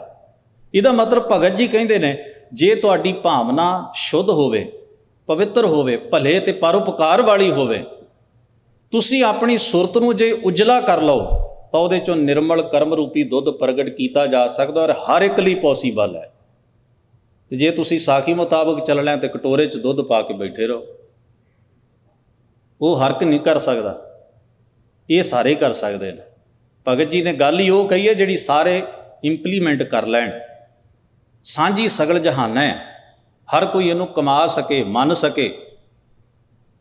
ਪਰ ਇਹ ਸਾਡੀ ਜਮਾਤ ਨੂੰ ਸੂਟ ਬੈਠਦੀਆਂ ਸਾਨੇ ਸਾਖੀਆਂ ਖੂਬ ਚਲਾਈਆਂ। ਅਸੀਂ ਆਪਣੇ ਵਰਗਾ ਹੀ ਅਸੀਂ ਭਗਵਾਨ ਵੀ ਘੜਿਆ ਤੇ ਉਹਦੀ ਪੂਜਾ ਵੀ ਆਪਣੇ ਹਿਸਾਬ ਨਾਲ, ਤੇ ਜੋ ਅਸੀਂ ਖਾਣਾ ਸੀ ਉਹ ਭਗਵਾਨ ਨੂੰ ਵੀ ਖਵਾਉਣਾ ਹੀ ਸੀ ਅਸੀਂ, ਕਿਉਂਕਿ ਜ਼ਿੰਮੇਵਾਰੀ ਸਾਰੀ ਭਗਵਾਨ ਦੀ ਹੈ, ਸਾਡੀ ਕੋਈ ਨਹੀਂ। ਅਸੀਂ ਤਾਂ ਕਹਿ ਦਿਆਂਗੇ ਜੀ ਭਗਵਾਨ ਚਾਹੁੰਦਾ, ਸਾਡੀ ਤਾਂ ਕੋਈ ਇੱਛਾ ਨਹੀਂ, ਅਸੀਂ ਤਾਂ ਉਵੇਂ ਚੱਲਣਾ ਜਿਵੇਂ ਭਗਵਾਨ ਕਹੇਗਾ। ਗੁਰੂ ਸਾਹਿਬ ਨੇ ਪਰਮੇਸ਼ਰੀ ਜੋ ਵਿਆਖਿਆ ਕੀਤੀ ਬਾਣੀ ਵਿੱਚ ਬੜੀ ਬਾ ਕਮਾਲ। ਹਜ਼ੂਰ ਫਰਮਾਉਂਦੇ ਹਨ, ਸੋਇਨ ਕਟੋਰੀ, ਸੋਨਾ ਪਵਿੱਤਰ ਤੇ ਸੋਨਾ ਮਹਿੰਗੀ ਵਸਤੂ, ਦੋ ਚੀਜ਼ਾਂ ਸੋਨੇ ਨਾਲ ਜੁੜੀਆਂ ਨੇ, ਪਵਿੱਤਰਤਾ ਤੇ ਮਹਿੰਗੀ, ਕੀਮਤੀ। ਕਹਿੰਦੇ ਹਿਰਦੇ ਰੂਪ ਕਟੋਰੀ ਪਵਿੱਤਰ ਹੋ ਗਈ ਹੈ ਤੇ ਕੀਮਤ ਵਾਲੀ ਹੋ ਗਈ ਹੈ। ਕੀਮਤ ਵਾਲੀ। ਸਾਡੇ ਘਰ ਛੋਟਾ ਜਿਹਾ ਬਾਕਸ ਹੁੰਦਾ ਹੈ, ਉਹਦੇ 'ਚ ਗਹਿਣੇ ਪਾ ਕੇ ਤੁਸੀਂ ਰੱਖਦੇ ਹੋ, ਤੇ ਏਡਾ ਵੱਡਾ ਗਾਰਬੇਜ ਸੁੱਟਣ ਵਾਲਾ ਬਾਕਸ ਵੀ ਹੁੰਦਾ ਹੈ। ਜ਼ਿਆਦਾ ਕਦਰ ਕਿਹਦੀ ਹੁੰਦੀ ਹੈ? ਜਿਹਦੇ 'ਚ ਕੀਮਤੀ ਚੀਜ਼ ਪਈ ਹੁੰਦੀ ਹੈ, ਉਸੇ ਦੀ ਹੁੰਦੀ ਹੈ ਨਾ। ਜਿਹਦੇ 'ਚ ਕੀਮਤੀ ਚੀਜ਼ ਪਈ ਉਹਦੀ ਕਦਰ ਹੋਏਗੀ। ਕੀਮਤ ਦੀ ਕਦਰ ਹੈ, ਚੇਤੇ 'ਚ ਰੱਖਿਓ। ਕਦਰ ਅਸੀਂ ਸਾਰੇ ਚਾਹੁੰਦੇ ਮੇਰੀ ਕਦਰ ਹੋਵੇ, ਮੇਰੀ, ਪਰ ਕੀਮਤ ਕਿੰਨੀ ਕੁ ਹੈ ਸਾਡੀ? ਕੀਮਤ ਮੁਤਾਬਕ ਕਦਰ ਹੋਏਗੀ। ਤਾਂ ਜਦੋਂ ਹਿਰਦਾ ਕੀਮਤੀ ਹੋ ਗਿਆ, ਇਹਦੇ 'ਚ ਗੁਣ ਵਸ ਗਏ, ਪਰਮੇਸ਼ਰ ਦੀ ਯਾਦ ਵਸ ਗਈ, ਇਹ ਕਦਰ ਵਾਲਾ ਹੋ ਗਿਆ ਤੇ ਪਵਿੱਤਰ ਹੋ ਗਿਆ। ਇਹਦੇ ਵਿੱਚ ਸੋਇਨ ਕਟੋਰੀ ਅੰਮ੍ਰਿਤ ਭਰੀ। ਹੁਣ ਪਹਿਲਾਂ ਦੁੱਧ ਸ਼ਬਦ ਵਰਤਿਆ ਸੀ, ਹੁਣ ਅੰਮ੍ਰਿਤ ਸ਼ਬਦ ਵਰਤਿਆ। ਦੁੱਧ ਨੂੰ ਹੀ ਅੰਮ੍ਰਿਤ ਕਿਹਾ, ਅੰਮ੍ਰਿਤ ਨੂੰ ਹੀ ਦੁੱਧ ਕਿਹਾ। ਹੁਣ ਤੁਸੀਂ ਦੱਸੋ ਵੀ ਪਸ਼ੂ ਜਿਹੜਾ ਦੁੱਧ ਦਿੰਦਾ ਕਿ ਅੰਮ੍ਰਿਤ ਦਿੰਦਾ ਹੈ? ਪਰ ਦੁੱਧ ਨੂੰ ਹੀ ਅੰਮ੍ਰਿਤ ਤੇ ਅੰਮ੍ਰਿਤ ਨੂੰ ਹੀ ਦੁੱਧ ਆਖਿਆ। ਇਹਦਾ ਮਤਲਬ ਹੈ ਸਮਾਨ ਅਰਥੀ ਸ਼ਬਦ ਨੇ, ਤੇ ਕਿਸੇ ਪਰਮੇਸ਼ਰ ਦੇ ਨਾਮ ਕਰਮ ਰੂਪੀ ਦੁੱਧ ਨੂੰ ਜਾਂ ਕਰਮ ਰੂਪੀ ਅੰਮ੍ਰਿਤ ਨੂੰ ਹੀ ਡਿਫਾਈਨ ਕੀਤਾ ਜਾ ਰਿਹਾ। ਸੋਇਨ ਕਟੋਰੀ ਅੰਮ੍ਰਿਤ ਭਰੀ ਲੈ ਨਾਮੇ ਹਰਿ ਆਗਿਆ ਤੇ। ਮੈਂ ਹਿਰਦੇ ਦੀਏ ਪਵਿੱਤਰ ਕੀਮਤੀ ਨਾਮ ਅੰਮ੍ਰਿਤ ਕਰਮ ਨਾਲ ਭਰੀ ਹੋਈ ਦੁੱਧ ਦੀ ਕਟੋਰੀ ਉਹਨੂੰ ਭੇਟਾ ਕੀਤੀ। ਭਗਵਾਨ ਮੇਰੇ ਕੋਲ ਇਹੋ ਹੀ ਹੈ ਤੈਨੂੰ ਦੇਣ ਲਈ, ਇਹ ਮੇਰੀ ਕਮਾਈ ਹੈ ਜੋ ਮੈਂ ਤੇਰੇ ਕੋਲ ਲੈ ਕੇ ਆਇਆ। ਲੈ ਨਾਮੈ ਹਰਿ ਆਗਿਆ ਧਰੀ, ਏਕ ਭਗਤ ਮੇਰੇ ਹਿਰਦੈ ਬਸੈ, ਨਾਮੇ ਦੇਖ ਨਰਾਇਣ ਹਸੈ। ਕਹਿੰਦੇ ਇੱਕ ਪਰਮੇਸ਼ਰ ਵਾਹਿਗੁਰੂ ਹੀ ਮੇਰੇ ਹਿਰਦੇ 'ਚ ਵਾਸ ਰੱਖਦਾ ਹੈ। ਕਈਆਂ ਨੇ ਇਸ ਦਾ ਇਸ ਨੂੰ ਅਰਥਾਇਆ ਇਵੇਂ ਵੀ ਹੈ ਕਿ ਪਰਮੇਸ਼ਰ ਵਾਹਿਗੁਰੂ ਦੀ ਭਾਵਨਾ ਹੈ ਵੀ ਇੱਕ ਪਰਮੇਸ਼ਰ ਦਾ ਬੰਦਾ ਮੇਰਾ ਪਿਆਰਾ ਹੀ ਮੇਰੇ ਚਿੱਤ ਚਿੰਤਨ ਵਿੱਚ ਹੈ, ਉਹ ਮੇਰਾ ਖਾਸਮ ਖਾਸ ਹੈ। ਤੇ ਇਸ ਨੂੰ ਅਰਥਾਇਆ ਇਵੇਂ ਵੀ ਹੈ ਵੀ ਇੱਕ ਪਰਮੇਸ਼ਰ ਹੀ ਮੇਰੇ ਹਿਰਦੇ ਵਿੱਚ ਵਸਦਾ ਹੈ, ਕੋਈ ਦੂਜੇ ਦਾ ਖਿਆਲ ਹੀ ਮੇਰੇ ਚਿੱਤ ਬਿਰਤੀ ਵਿੱਚ ਹੈ ਨਹੀਂ। ਇਸ ਨੂੰ ਅਨਿੰਨ ਭਗਤੀ ਕਹਿੰਦੇ ਨੇ। ਅੱਗੇ ਸ਼ਬਦ ਆਉਣਾ, ਦਾਸ ਅਨਿੰਨ ਮੇਰੋ ਨਿਜ ਰੂਪ। ਨਾਮੇ ਦੇਖ ਨਰਾਇਣ ਹਸ। ਨਾਮਦੇਵ ਨੂੰ ਇਹ ਭੇਟਾ ਕਰਦੇ ਹਾਂ। ਨਾਮਦੇਵ ਦੇ ਇਸ ਜੀਵਨ ਉੱਤੇ ਨਾਰਾਇਣ ਹਸੇ ਭਾਵ ਪ੍ਰਸੰਨ ਹੋ ਗਏ, ਖੁਸ਼ ਹੋ ਗਏ, ਤਰੁੱਠ ਪਏ। ਦੂਧ ਪਿਆਏ ਭਗਤ ਘਰ ਗਿਆ। ਤੁਸੀਂ ਪੜ੍ਹਦੇ ਹੋ ਰੋਜ਼, ਕਿਹੜੇ ਘਰ? ਗੁਰੂ ਸਾਹਿਬ ਕਹਿੰਦੇ ਇੱਕ ਘਰ 'ਚ ਰਹਿ, ਭਟਕਣਾ। ਹੁਣ ਮਹਾਰਾਜ ਨੂੰ ਪੁੱਛੀਏ, ਮਹਾਰਾਜ ਸਟੋਰ ਤੇ ਜਾਣਾ ਛੱਡ ਦਈਏ? ਘਰੇ ਬੈਠਿਆਂ ਵੀ ਅੱਕ ਜਾਵਾਂਗੇ, ਕਿੰਨੇ ਕੁ ਦਿਨ ਬੈਠਾਂਗੇ? 4 ਦਿਨ ਲੋਕਡਾਊਨ ਹੋ ਗਿਆ ਤੇ ਬੰਦੇ ਦਾ ਦਿਵਾਲਾ ਨਿਕਲ ਜਾਂਦਾ ਹੈ। ਘਰ ਬੈਠਿਆਂ ਸਰਦਾ ਕੀਦਾ ਹੈ? ਹਜ਼ੂਰ ਕਹਿੰਦੇ ਮੈਂ ਉਸ ਘਰ ਦੀ ਗੱਲ ਹੀ ਨਹੀਂ ਕਰਦਾ। ਉਹ ਕੀ ਹੈ? ਨਿਜ ਘਰ ਮਹਿਲ ਪਾਵੋ ਸੁਖ ਸਹਜੇ, ਬਹੁਰ ਨਾ ਹੋਏਗੋ ਫੇਰਾ। ਉਹ ਘਰ ਕੀ ਹੈ? ਹਿਰਦਾ। ਆਪਣੇ ਨਿਜ ਸਵੈ ਸਰੂਪ 'ਚ ਟਿਕ ਜਾਣਾ, ਆਪਣੇ ਅੰਤਰਾਤਮੇ, ਆਪਣੇ ਵਜੂਦ ਵਿੱਚੋਂ ਸੱਚ ਨੂੰ ਤਲਾਸ਼ਣਾ, ਆਪਣੇ ਵਜੂਦ ਵਿੱਚੋਂ ਸਹਿਜ ਸੁੱਖ ਆਨੰਦ ਨੂੰ ਤਲਾਸ਼ਣਾ। ਹੁਣ ਅਸੀਂ ਸੁੱਖ ਦੂਜੇ ਤੋਂ ਤਲਾਸ਼ਦੇ ਹਾਂ, ਨਹੀਂ ਲੱਭੇਗਾ। ਹੁਣ ਅਸੀਂ ਟਿਕਾ ਦੂਜੇ 'ਚੋਂ ਲੱਭਦੇ ਹਾਂ ਵੀ ਇਹ ਮੈਨੂੰ ਟਿਕਾ ਦੇਵੇ, ਨਹੀਂ ਦੇ ਸਕੇਗਾ। ਉਹ ਤਾਂ ਆਪ ਵਿਚਾਰਾ ਸਫ਼ਰ 'ਚ ਹੈ। ਆਨੰਦ ਦੂਜੇ ਕੋਲੋਂ ਭਾਲਦੇ ਹਾਂ, ਨਹੀਂ ਦੇ ਸਕੇਗਾ, ਉਹਦੇ ਕੋਲ ਨਹੀਂ ਹੈ। ਉਹ ਕਿੱਥੇ ਹੈ? ਘਰ ਅੰਮ੍ਰਿਤ ਘਟ ਮਾਹੀ ਜੀਓ। ਉਹ ਨਿਜ ਘਰ ਸਵੈ ਸਰੂਪ ਵਿੱਚ ਟਿਕਣਾ। ਉਸ ਨੂੰ ਕਿਹਾ ਹੈ ਦੂਧ ਪਿਆਏ, ਕਰਮ ਦੀ ਭੇਟਾ ਚੜਾ ਕੇ ਭਗਤ ਘਰ ਗਿਆ। ਭਗਤ ਜਦੋਂ ਵਾਹਿਗੁਰੂ ਤਰੁੱਠ ਗਿਆ ਉਹਦੇ ਉੱਤੇ, ਤੇ ਉਹ ਨਿਜ ਸਵੈ ਸਰੂਪ ਵਿੱਚ ਟਿਕ ਗਿਆ, ਉਹਦੀ ਭਟਕਣਾ ਮੁੱਕ ਗਈ। ਨਾਮੇ ਹਰਿ ਕਾ ਦਰਸ਼ਨ ਪਾਇਆ। ਨਾਮਦੇਵ ਨੂੰ ਐਵੇਂ ਆਪਣੇ ਸਵੈ ਸਰੂਪ ਤੇ ਨਿਜ ਵਿੱਚੋਂ ਹਰੀ ਦਾ ਦੀਦਾਰ ਹੋ ਗਿਆ, ਪਰਮੇਸ਼ਰ ਵਾਹਿਗੁਰੂ ਦਾ ਮਿਲਾਪ ਸੰਭਵ ਹੋ ਗਿਆ। ਇਸ ਨੂੰ ਹਜ਼ੂਰ ਨੇ ਕਿਹਾ ਬਾਹਰ ਢੂੰਡਣ ਤੇ ਛੂਟ ਪਰੇ, ਗੁਰ ਘਰ ਹੀ ਮਾਹੇ ਦਿਖਾਇਆ। ਗਰੀਬ ਨਵਾਜ ਮਿਹਰ ਕਰਨ। ਸ਼ਬਦ ਦਾ ਉਪਦੇਸ਼ ਸਾਡੇ ਸਭਨਾਂ ਦੇ ਮਨ ਹਿਰਦਿਆਂ ਵਿੱਚ ਵਸੇ। ਭੁੱਲਾਂ ਚੁੱਕਾਂ ਦੀ ਖਿਮਾ। ਸਭਨਾਂ ਦਾ ਧੰਨਵਾਦ। ਅਦਬ ਸਹਿਤ ਗੁਰੂ ਫਤਿਹ ਨਾਲ ਸਾਂਝ ਬਣਾਓ। ਵਾਹਿਗੁਰੂ ਜੀ ਕਾ ਖਾਲਸਾ, ਵਾਹਿਗੁਰੂ ਜੀ ਕੀ